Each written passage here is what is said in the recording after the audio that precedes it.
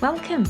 Hi, I'm Mikki, and this is Wikipedia, where I sit down and chat to doctors, professors, athletes, practitioners, and experts in their fields related to health, nutrition, fitness, and well-being. And I'm delighted that you're here.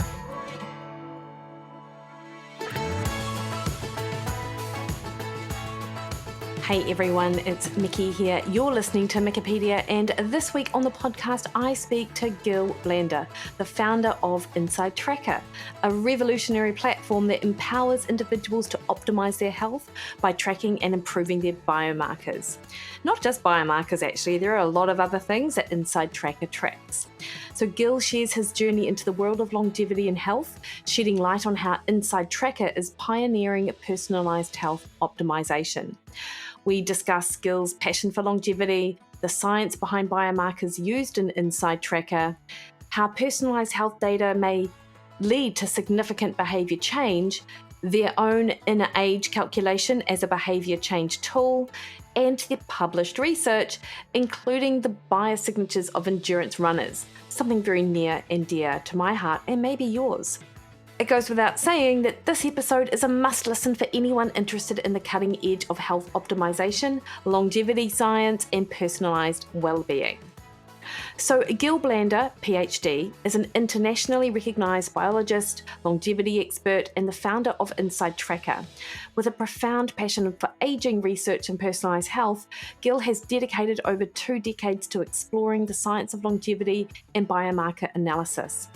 Holding a Ph.D. from the Weizmann Institute of Science and having conducted postdoctoral research at MIT, Gil's academic and professional journey has been focused on that intersection of biology, technology, and health optimization. Through InsideTracker, he aims to empower individuals to take control of their health by providing them with personalized, data-driven insights to live longer, healthier lives. Gil's work has been featured in major publications, and he continues to be a leading voice in the fields of biotechnology and personalised health. And for what it's worth, I didn't think InsideTracker was available in New Zealand, but you can update your data. I always learn things on these podcasts, so it doesn't surprise me when loads of people touch base with me saying that they do too. So we have links to both Gil and InsideTracker in the show notes, so absolutely go there for more information. And of course, Gil also has a podcast, Longevity by Design, and I've got a link to that in the podcast notes as well. All right, team, enjoy the conversation. Gil, thank you so much for taking the time to speak with me this morning about InsideTracker, longevity, wellness, biomarkers, biofeedback, all of those, really good things. I'd love to just start with your own story in the InsideTracker company, because obviously you must have had a keen interest in understanding the kind of biomarker longevity space well before you sort of kicked off into InsideTracker. So can you give us a little bit about how you sort of built the company and where you started? Yeah, absolutely. First of all, thank you for inviting me. And from a very young age, I was fascinated by the aging process, actually from the age of 12.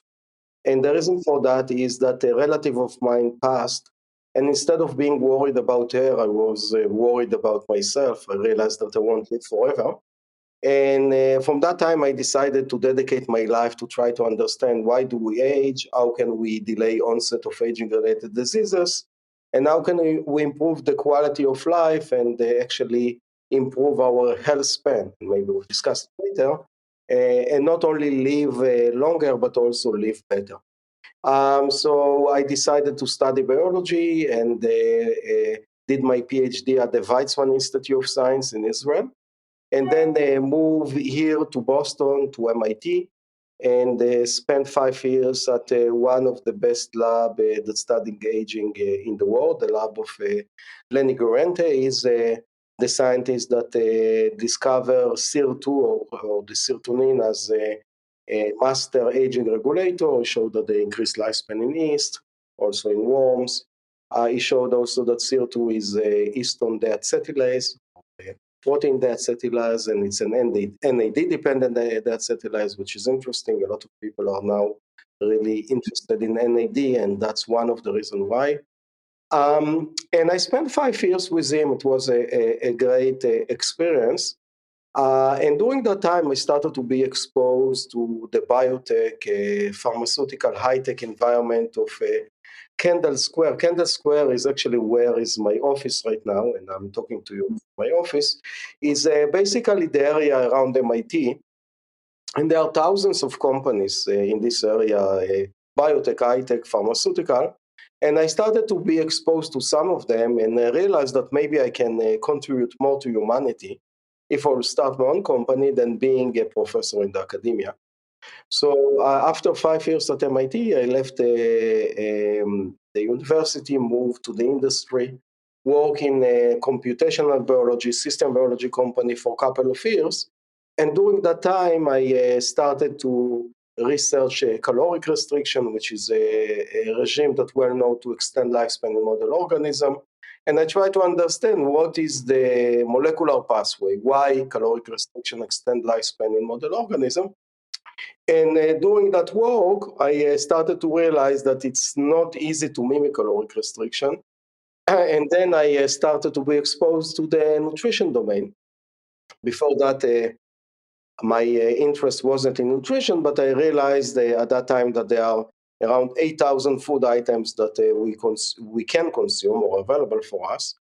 We are now building an application, so I know that the average, at least American, in an average week, only consume around 45 food items. We have 8,000 food items available for us, and we consume only 45 of them. And also, what we realize, and I assume that you realize as well, not necessarily we are consuming the right food that's good for us. We consume what's available, but not what is fit for us. And that's what I call personalized nutrition, and that's basically the aurora moment that brought me to InsideTracker idea is, let's try to feed the right food for the right person, and based on that, allow the person to optimize himself or herself and allow them to live better longer. And then we said, okay, but how would we know that Mikki need this food and Gil need that food? It's very hard to know. So we said, let's find biomarkers, something that will tell us exactly what are the deficiency of Mikki versus Gil. And based on that, when we know the deficiency, let's provide to her the right food, right supplement, right exercise, right lifestyle changes to allow her to live better longer.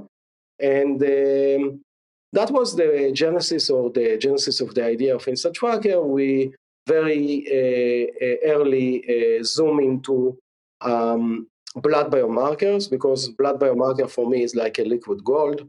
It's validate and calibrate everything. It's kind of data that your clinician making medical decision based on it.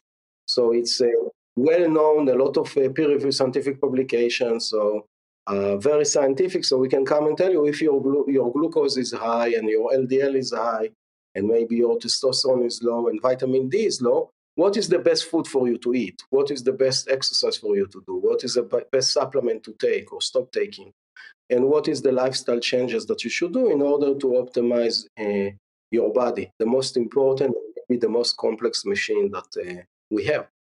And then in the last few years, we added a few more modalities. So it's not only blood anymore. We are looking at DNA data from physiological markers like a fitness tracker. And we're also asking our users some questions. And now we are adding more modality. Maybe we'll have time to discuss it today. Yeah. So that's the story in a nutshell. Yeah, that's great. That's it's a big nut, really, to crack. I always wonder this with academics, like once you get sort of tenure in an institute, to sort of give that up to go forth with this idea, I think it's quite courageous, Gil. You know, there's few people would probably make that leap, and obviously it's been very successful for you as well. I'm keen. This is sort of a bit of a tangent. I was just listening to Brian Johnson on a podcast. Do you know? You know, yeah. I don't know him. I know about him. Yeah. So for the listeners who are unfamiliar, I think you'll know who I'm talking about when I describe. He's a man who's dedicated his life to not dying. That is his major premise, and it almost seems less about health and more about the not dying, actually. And I feel like they're quite different things. I just am curious to hear any of your thoughts, like, because it's not too dissimilar. It says that he's taken it to the absolute and almost an unlivable extreme for most people. But obviously, InsideTracker is designed to be helpful and useful for the individual to implement realistic changes. Yeah, so maybe a bit of a background about Brian Johnson. So he is a very successful entrepreneur that made a lot of money. And there are a lot of people like that in the, let's say, longevity domain. Bezos is another one, and there are a lot of other that basically made a lot of money, and then they realize, what is the thing that I can't have, what I cannot buy with money. And let's say there are a few things that you cannot buy with money. One of them is health, and one is longevity. So all of them are now pouring a lot of money in the domain to try to find a way for them to extend their lifespan. So again, from the stories that I read about Brian, he made a lot of money, but he lived not a very healthy life. And he decided to change it. He invested, as he said, around $2 million to do a lot of tests and try to understand what's happening with his body. Now he's consuming like, I don't know, a few hundreds of supplements and living a very, I would say, tough life of without any excitement, because everything is very controlled based on what physicians are telling him. And he's trying by that to optimize himself and to live better longer. I think that it's interesting. I think that it's good. In my opinion, it's a bit too extreme. I don't think that a lot of people can do that. And I also think that it's not available for a normal person, because it's as I said, he spent $2 million on testing himself. That's not something that an average person can do. But I think that the direction is good, and I think that's good for the longevity domain, that there is someone like him that taking it to the extreme and trying to prove a point. So high level, I think that it's a positive. If you look into that specifically, I think that's a bit too extreme. Yeah. And, and I think that there is a sort of, I don't know, like you can chase longevity and not dying, or the average person can focus much more on just living a healthy, whatever years they've got in their life, living them as healthy as possible based on some of the markers that InsideTracker sort of analyze. Yeah. So how did you decide on those sort of biomarkers, the big pillars that you're focusing on? Yeah, that's a good question. So I'm going back, 15 years back. And when we realized that we want to test blood biomarkers, I looked at the catalog of a big diagnostic company like Quest Diagnostic. Quest Diagnostic is the biggest diagnostic company in the US. And I've seen that there are thousands of blood biomarker that you can test. So I immediately understood that it will be way too expensive for a user to test all of them. And also you might not have enough blood in your body to test all of them. So we came with a simple criteria of what are the biomarkers that we want to test. And the first point was it should be biomarker of health and not a disease.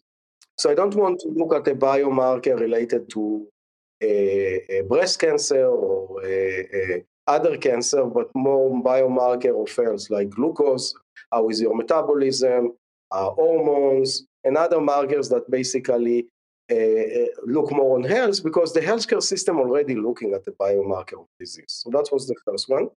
The second was that those biomarkers should be out of the normal range for at least 1% of the population, because I didn't want to waste their money. There are some markers that show a very rare issue that occur in 1 in a million. I don't think that it's fair for the user to test it if it's only 1 in a million. So I said at least 1%. And the last one is that those biomarkers can be modulated by food supplement, exercise, or lifestyle changes, meaning you don't need to take a drug. You can use a natural and simple intervention to modulate those markers. And based on that, we are having today around 50 blood biomarkers that we are testing. We started with much smaller amount. We started with 10, and we started to increase it with time. Yeah. And have you noticed a sort of shift in the data that you now receive because you've got a more complete set of biomarkers? Like, at what point are you like, we could bring 70 in, but it's not actually going to change the value of what you're getting as a company from Yeah. data and what the individual is getting?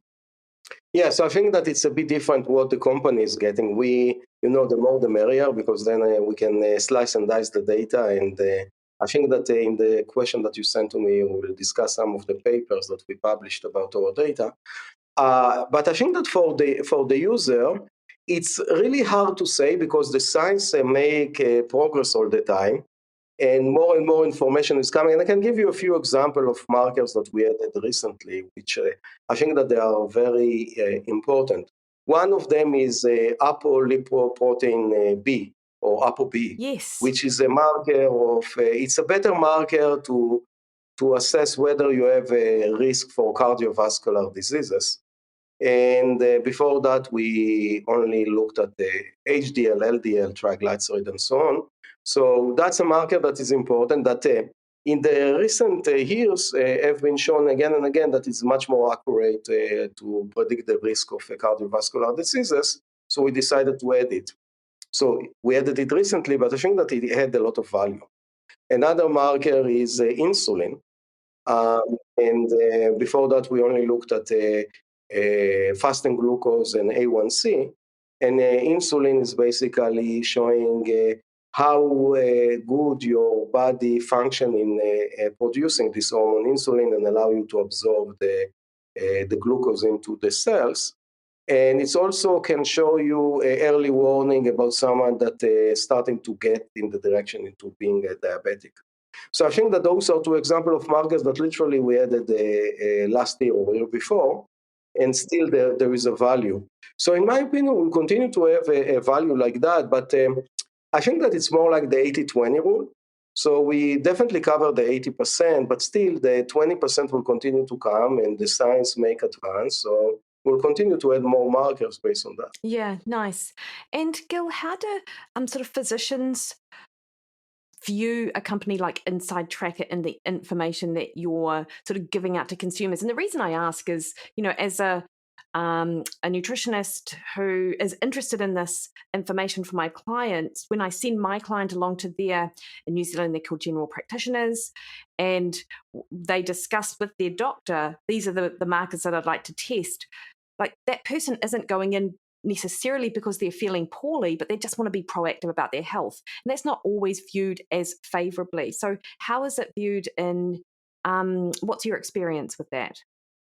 Yeah, it's a good question. I think that's a pretty big question, and maybe I should provide a background. So, at least in the US, the healthcare system, including the physician, and I'm not talking about all of them, but the majority of them, are more looking at treatment the disease than preventing a disease. So basically, when you come to them and before recording, you inform me that you are a marathon runner and so on. They are not looking at you as someone that want to optimize yourself. It's more like, if Mikki is broken, how can we fix her? And I think that the right view should be, Mikki is in a position today. How can we make her as good as possible for her to continue to be in the best position as long as possible?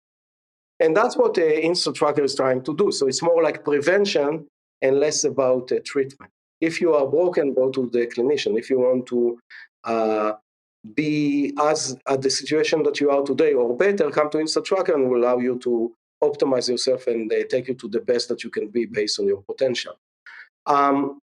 So I think that that's the situation. Now, there are more and more clinicians that understand that. And I don't know if you heard the term longevity clinics or other that basically, or preventative clinician. They are really trying to do what we are doing, and they're trying to, let's look at the person holistically and try to find what are the small issues that he have today, and let's try to fix those small issues in order for him not to have a big issue in the near or far future. And we are already working with a few of those clinicians. And I think that that's the future. The future will be a preventative, longevity clinician that basically trying to allow us to be better and not telling us, come to me only when you're broken and we'll take care of you. Yeah, no, that makes perfect sense. And there are, of course, doctors here who feel similarly in that space. And I guess just the way the system is set up, it's not designed to have extensive conversations with your doctor about staying healthy. You've got like 15 minutes to talk about what's wrong with you rather than, what's Exactly. right. So I think that plays a large role in it.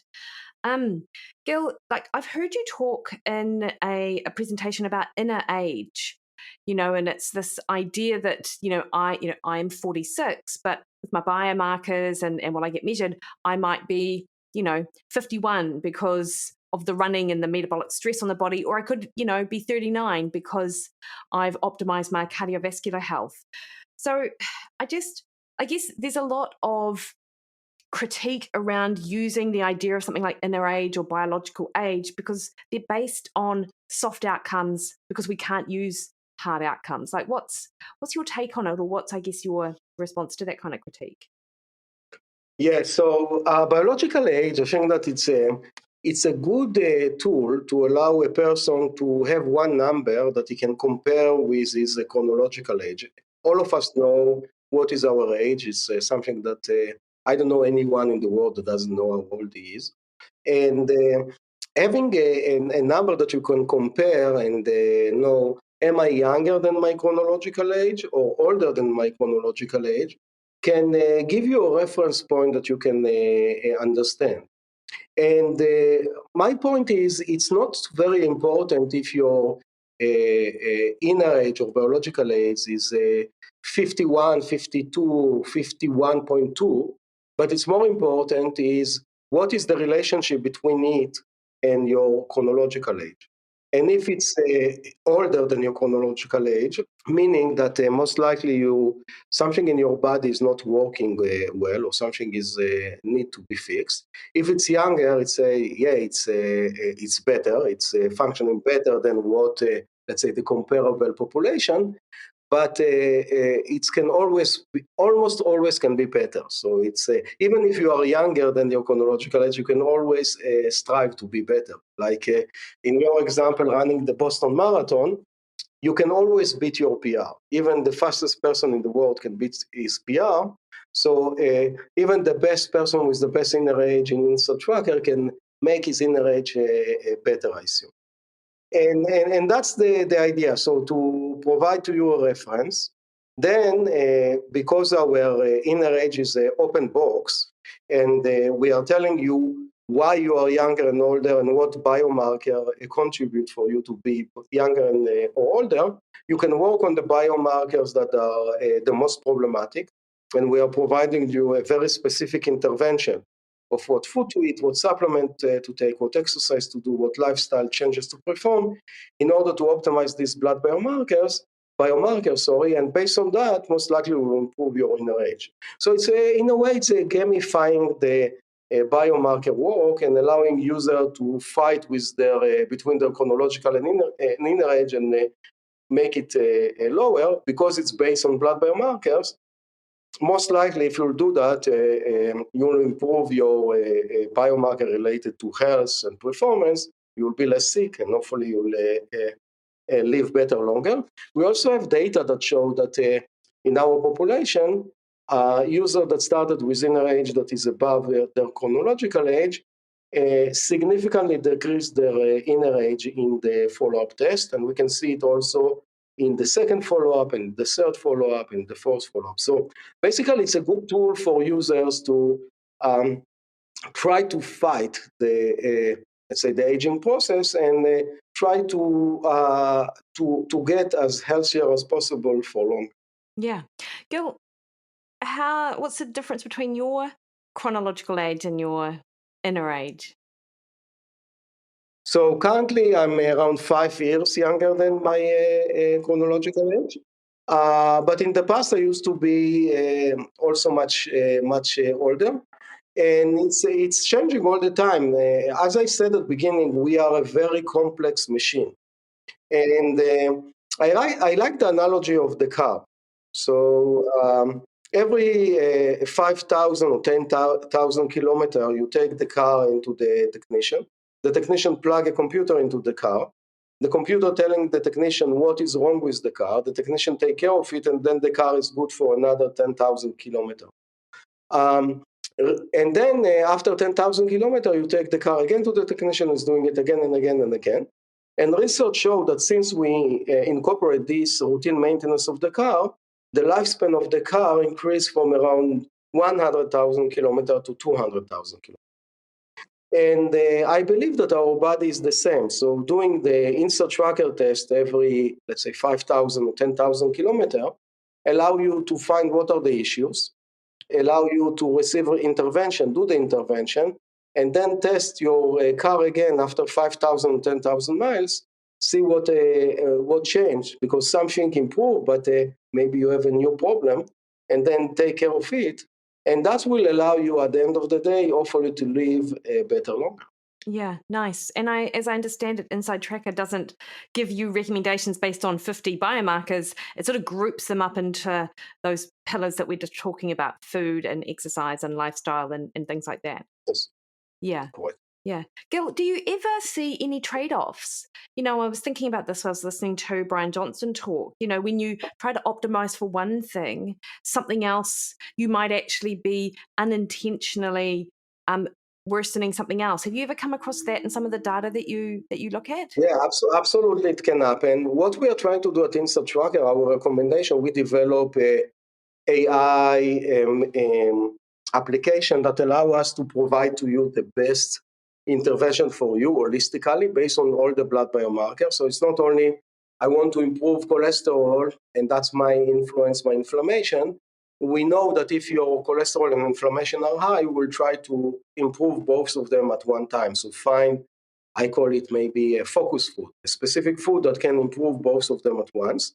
But it could be that another marker that is okay right now, when you have the intervention, will actually shoot up or down, and it will change it. So that's why you need to do the test. I don't know, every once a year or twice a year in order to see I intervene. What was the effect of other unexpected biomarker? Yeah. No, that makes perfect sense. And something which piqued my interest like a month or so ago was a report on a study you did on runners. And often, there's, for whatever reason, I see this quite a bit, and maybe it's just in my feed, lots of people talking about how, running extends longevity, and then other people will say, no, running just reduces longevity and it's not good for your health or your heart, which to my mind is a bit ridiculous. And I'm sure data more supports its role in longevity. But I'm really interested in that study that you did that looked at cohorts of runners, which were both professional and recreational, and also sedentary individuals, and the difference between their biomarkers. So can we chat about the premise of this study and what you looked at? Yeah, so the idea here was it started by one of our team members that work with a lot of professionals that are runners, and he asked us to slice and dice our data for them. And when we started to look at that, we've seen a very nice result. And I said, no way, we are going to publish it in a peer-reviewed publication. And what we have done, we have some amazing runner, like ultra marathon runner, meaning they are not running 42 kilometers, they might run 100 miles. So we have a group of those, and then we have, I don't remember the number, I can look at that, but more than 15,000 runners in a different level of running. So it can be people like you that run marathon, can be maybe you run ultra marathon, I'm not sure, but so you have the marathon runner, let's say it's people that run more like 10K, people that run 5K, and some people that I call a couch potato, but you can call it a sedentary group that basically not running at all. And then we decide, okay, let's look at what is the effect of running on the level of blood biomarkers. And high level, what we have seen that people that running have a better blood biomarkers all over, mostly. There are a few, let's say, outlier of that. For example, cortisol, the stress hormone, runner have a bit higher of that, and we know that a marker like ferritin related to iron, especially for women, so they have a bit lower of that. But the rest of the markers like the lipids and the inflammation and the glucose and the A1C, which is both markers of energy metabolism, all of them looks much better in runners than not runner. And with some of them, we've seen a dose-dependent response, meaning that you're running more, the level will be even better. So a good example is LDL cholesterol. So sedentary have the highest level on average of LDL cholesterol. If you, let's say, low volume runner, let's say a 5K runner, it's a bit better and it's significant. Then the 10K, it's a bit better than that. Let's say the marathon runner is a bit better than that, and the ultra marathoners are even a bit better than that. Some other markers, it's running is making it better, but it's enough, if I'm trying to give the analogy, to run a 5K in order to see the effect. So the goal is in the future, maybe, based on the follow-up studies, you can come and say, you have a high triglyceride, it's enough for you to run a 5K a few times a week, and that will give you the effect. You don't need to run ultramarathon for that. So what we're trying to build in the future is a sort of an algorithm that will suggest for a person what exercise and how long he should exercise in order to optimize a specific marker. So that's one outcome of the paper. Another outcome that we have seen that there is a very strong correlation with BMI. Again, which is, in my opinion, it's not a surprise at all. You run more, your BMI is lower. So, and we see it also as a dose-dependent effect. By the way, we see it both in males and females. What is interesting is that there is, we integrate here also genetics and look at a polygenic score related to BMI, meaning what is there is a correlation between having a high BMI, part of it is genetic, not all of it, but part of it. Meaning if you have a better gene for BMI, you have a less risk to have high BMI. If you have a worse gene for BMI, you have a better risk, better chance to have higher chance to have high BMI. So what we said, let's try to see whether running can offset it. So can running can fight your high BMI? And what we have seen is, and we divide the population to 3 different groups, high risk, middle risk, and low risk. And indeed, we have seen in the sedentary population that the subpopulation that have a high risk for high BMI indeed have a much higher BMI than some that have the low risk. But when we looked at it for runners, especially for high distance runners, we have seen that running offset that.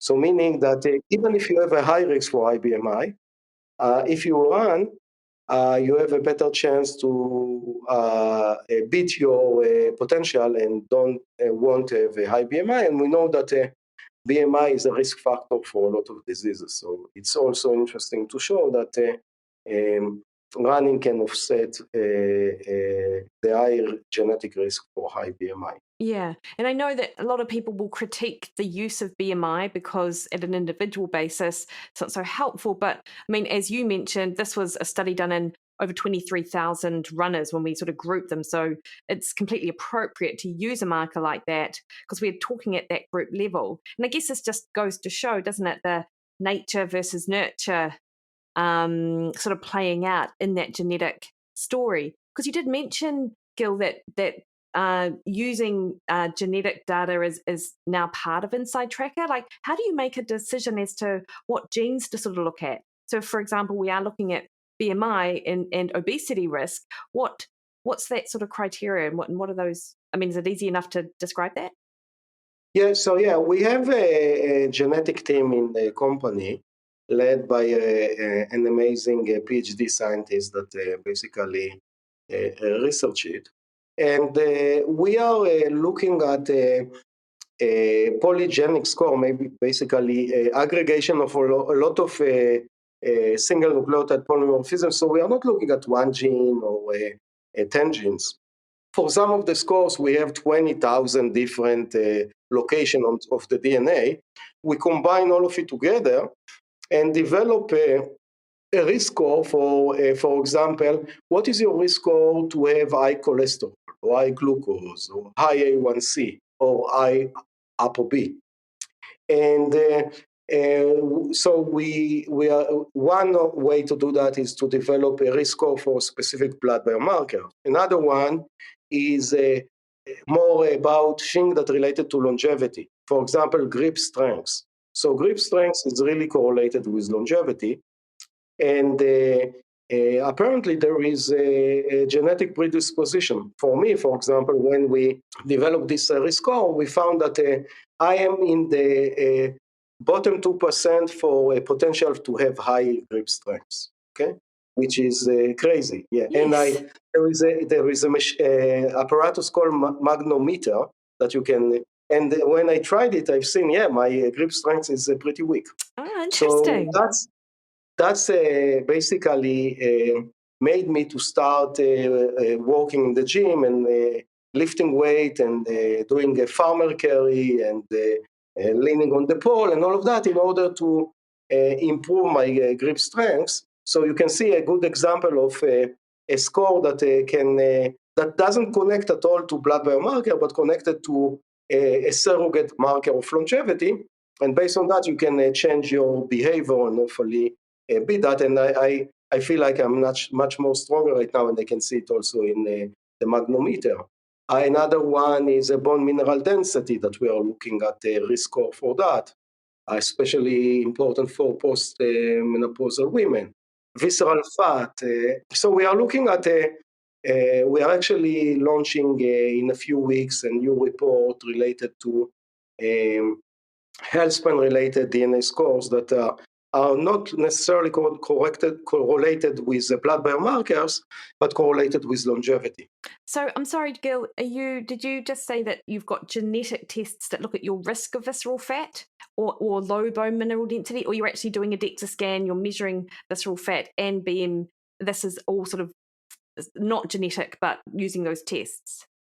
Yeah, no, those are genetic tests. Yeah, Oh, it's wow. basically risk score. Yeah, Yeah, amazing. and then you can go and do a DEXA scan and find your visceral fat, bone mineral density, and all of that.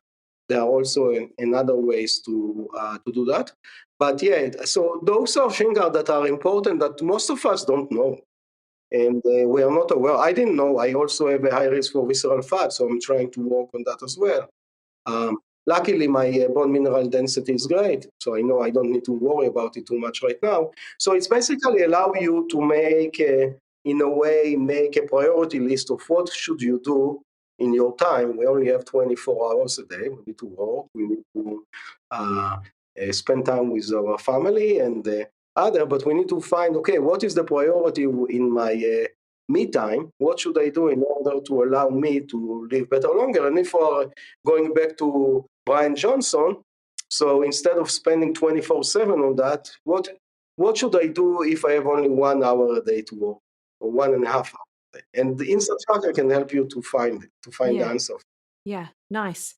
And if I'm going back to that running score, the runners study, but it was interesting that the blood glucose management wasn't actually that different between sort of runners and non-runners. And I wondered, whether it was just because you've got data from people who are interested in health. So they're much more, they might already have sort of healthy behaviours in place and they're just wanting to get some feedback on that. It's just that they don't run. Like, is that your take on that result? Yeah, I think that the blood glucose is a tough one.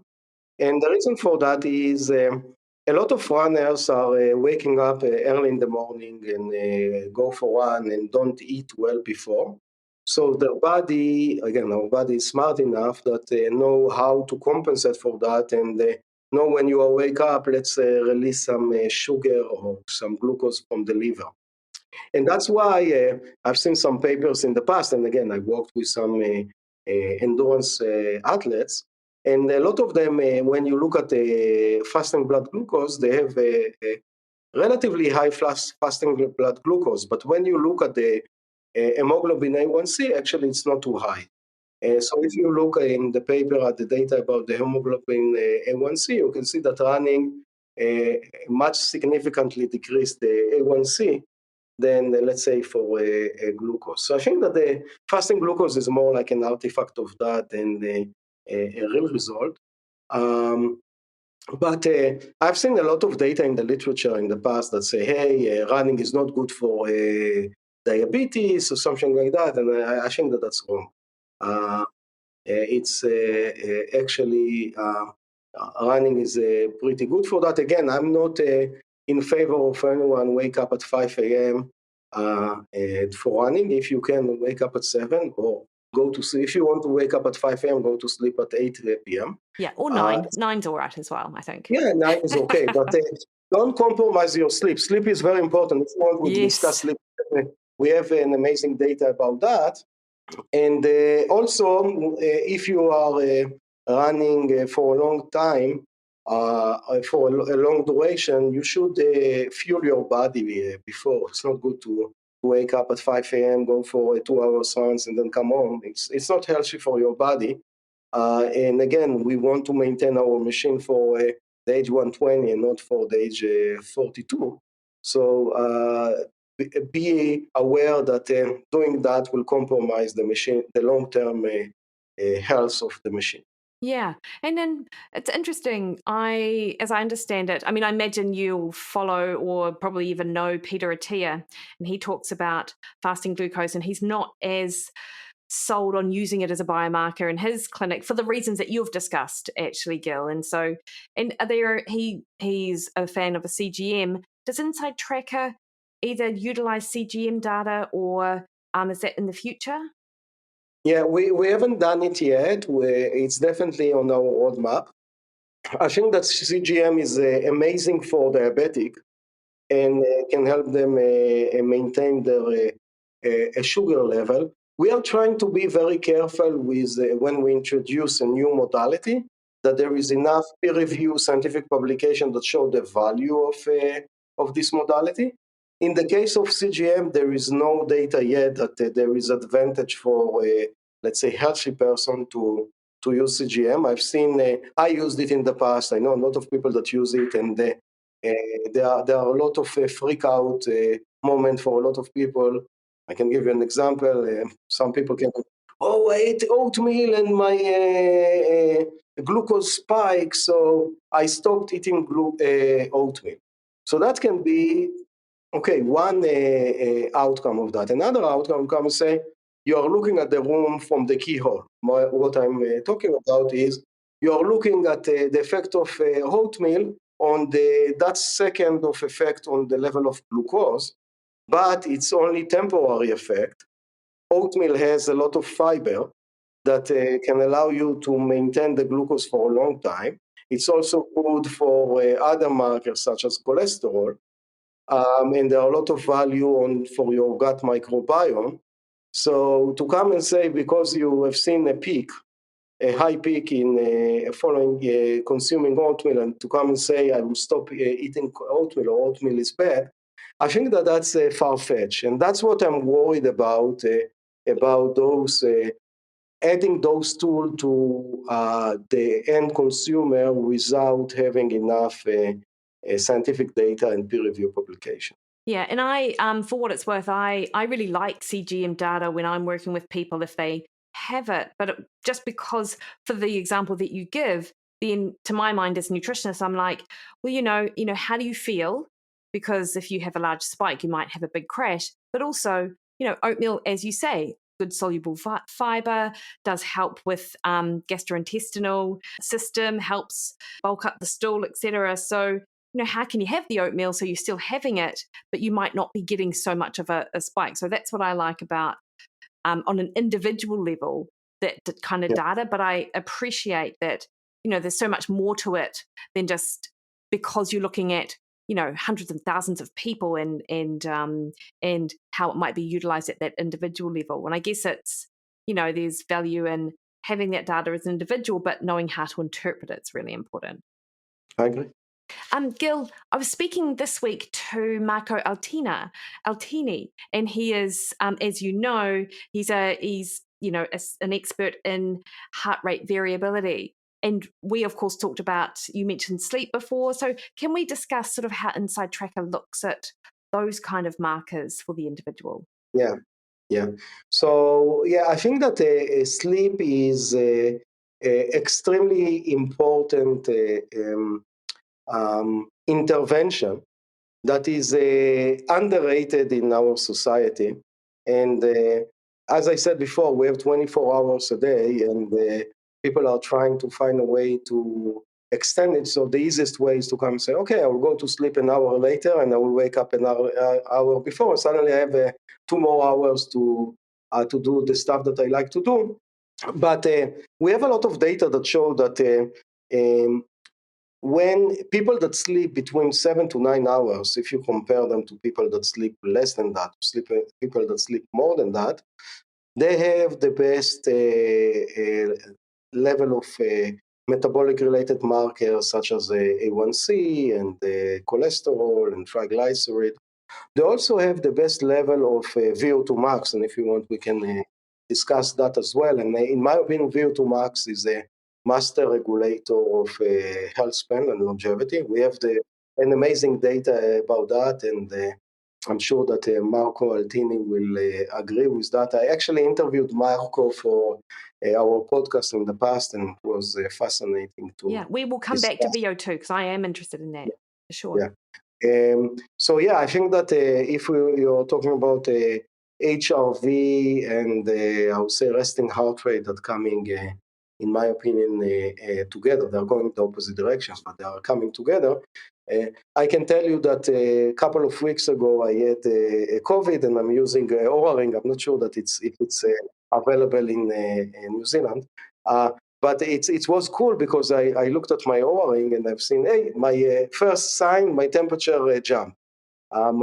It's always I don't know, around. They don't show you the temperature, but they show you the variation of the temperature. So at the day that I felt sick, I looked at it 2.5 degrees above my average. And then I've seen that my resting heart rate went very high and my HRV plumbed to the floor. And then with time, I started to see it start to climb back to the right level. So I think that definitely HRV and resting heart rate are a very important variable that people need to understand. We are actually integrate all of that to InsideTracker, and we are providing to users some tips. So, for example, if your resting heart rate last night was much higher than it's supposed to be, we are sending you a notification telling you about that, and also providing to you a specific recommendation. What should you do in order to improve your resting heart rate for tomorrow? The same with sleep, and the same with other what we call physiological markers. So I think that those markers are important from a few reasons. First, they are coming, the cadence of the availability of them is very high. Every day you receive your resting heart rate and HRV. Some vendor even giving you more than once a day. You also can easily interpret it, and they are having some correlation with some blood biomarkers. The drawback of them that I think that the quality of them is much lower than blood biomarkers. So blood is like a liquid gold, is validated and calibrated everything. But in another way, other than CGM, you cannot receive data of blood every day. So I think that there is some balance between, let's say, blood every quarter to once a year, then having the DNA once in a lifetime, and then you have the data from the fitness tracker that come every day. And then it's a mix of all of them together that allow you to, if you combine all of it together and look at the body holistically, you can provide a very personalized recommendation for the end user. Yeah, for sure. And with your, I'm interested in the sleep. Like, are there any genetic sort of components to being able to sleep or not? Like, I've had this conversation with some friends. Yeah, like, do you like integrate that, like genes that make you need less sleep or make it harder for you to get good sleep? Like, how does that look? Yeah. So first of all, you have, are you a morning person or an evening person? Yeah. Okay. Yeah. So there is definitely a polygenetic score for that. I'm literally a morning person. So I think we are superior actually to evening people. I think that we know that too, right? Yeah. Morning people are having a less risk of dying early, and there is advantage of that. But it's also good to know because there are some people that, let's say, morning person that behave like an evening person. Okay. Yes.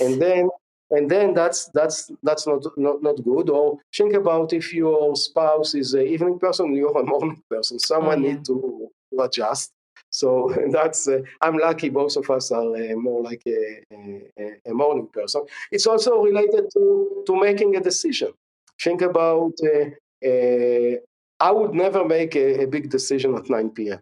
And I will try not to work after 9 p.m. because I know that I'm a morning person. But my efficiency at work is like 10 times better at 7 a.m. or 6 a.m. than at 5 p.m. So when I have a tough task, I like to do that at that time. So there are a lot of things that you can learn from based on the morning versus evening. You have also the effect of caffeine on your sleep. Some people, I have a very strong effect, and somehow I decided not to drink coffee. I haven't drank coffee for more than 5 years. See, I think actually that this happens. If you know that, like you can get a genetic test to determine the way you metabolize caffeine, but I think that you probably make a decision earlier in your life that it doesn't make you feel good, so you're not going to have it, which is almost like proof that you're a slow metabolizer. I don't know. That's things that I think about. Yeah, absolutely. Yeah. And so I'm saying that, there is a lot of genetic for sleep for sure. But the good news is that even if you have a poor genetic, for example, for me, for the grip strength, so let's say you have a high risk for having a high ApoB, which suggests that you have a higher risk to have a cardiovascular disease. Even for ApoB, the coverage of the genetic is only around less than 15%. Meaning that 85% is based on your lifestyle, behavior, and so on. So nobody can come and say, I'm sorry, I have a bad genetic, my ApoB is high because that, and that's it, I'm raising my hands. No. You have 85% of your lifestyle, of your nutrition, of your exercise, and the only point is you need to work harder. You got a bad card in Vegas, so work harder and try to beat the gifted that receive a good card. That's it. Yeah, that's it, right? Like, it's often people who I talk to are almost, they're like, well, I can't do anything about this because my parents also had high cholesterol. So they almost give up before they try, or dare I say it, use it as a bit of a justification for not working on it. Because that's actually hard work. Another story that a lot of people used to tell me, you're telling me that running is good. I have a friend, used to be a runner, he ran a marathon, got a cardiovascular event, and he died. I said, okay, he's a poor guy that had a very bad luck. But it's a 1 in a million. How many people, obese people, are dying for heart attack every day? So don't look at the 1 in a million. Look at the population. 100%, Gil. So at InsideTracker and in your office, is everyone there sort of bought into getting their bloods done regularly, making changes? Do you gamify it at your office? I'm sort of curious. Yeah, we are allowing our employees to test as much as they want. We are based on if they wish to, we are talking about it. Definitely, it's more like it's a medical information. So if someone doesn't want to talk about it, is not talking about it. But we are trying to encourage our users to test for DNA as well, and to have a fitness tracker with them, and then come with an idea how can we make it better, because it's very tough. I think that it's very tough to provide such a solution that work well and there is a good engagement. So we are definitely encouraging our team to use it as much as they can and help us to make it better. It's a group effort. It's not a Gil effort. We have a team of almost 100 people that do it. It's not me.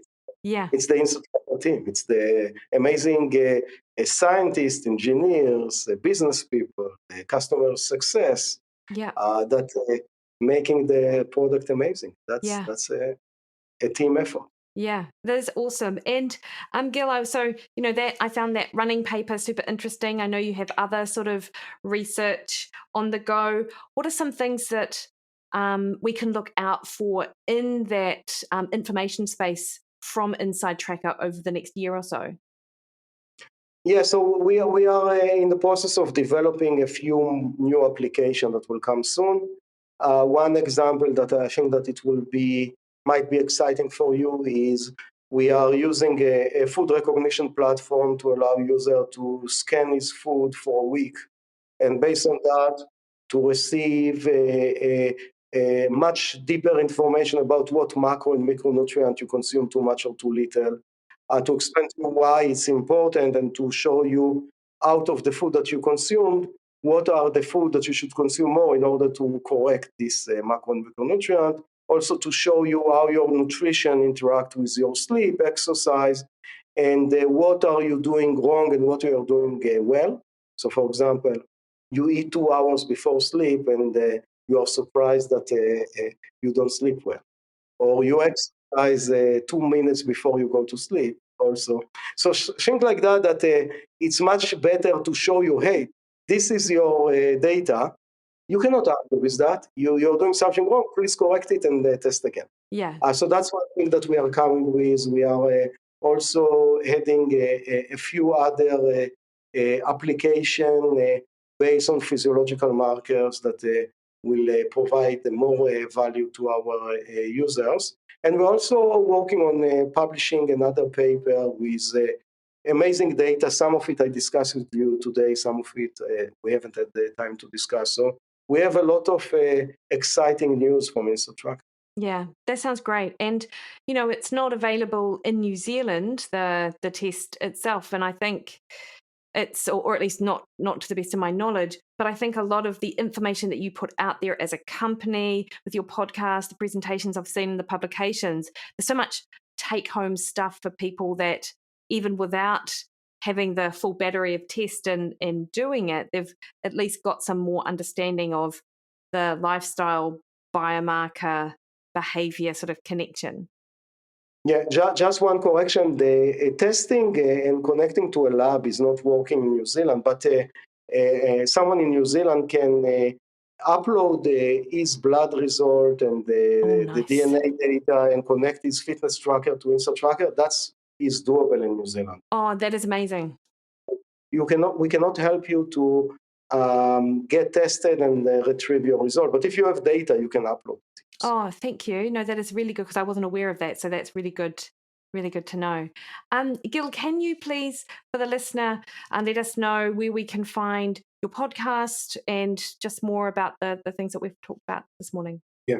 So the podcast called Longevity by Design, and it's, I would say, focus on longevity. We interviewed the best and the brightness brightest in the longevity field, people like David Sinclair and Nir Barzilai, and all the leader of the aging research. We already interviewed like more than 50 of the leader in the aging. The company is InsideTracker. You can find it at InsideTracker.com. You can find me on social, on LinkedIn, on Twitter, on Instagram. My name is Gil Blander, and I'd love to communicate with anyone. Yeah, that's amazing, Gil. Thank you so much for your time. I really appreciated it. Thank you so much. It was a pleasure.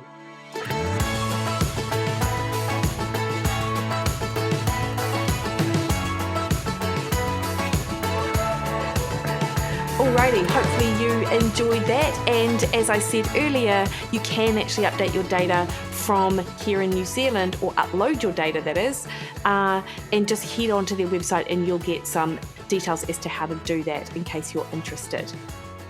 Next week on the podcast, I have a returning guest, Guillaume Mallet, and we talk about sex differences in endurance athletes and performance. So I think you're really going to love that.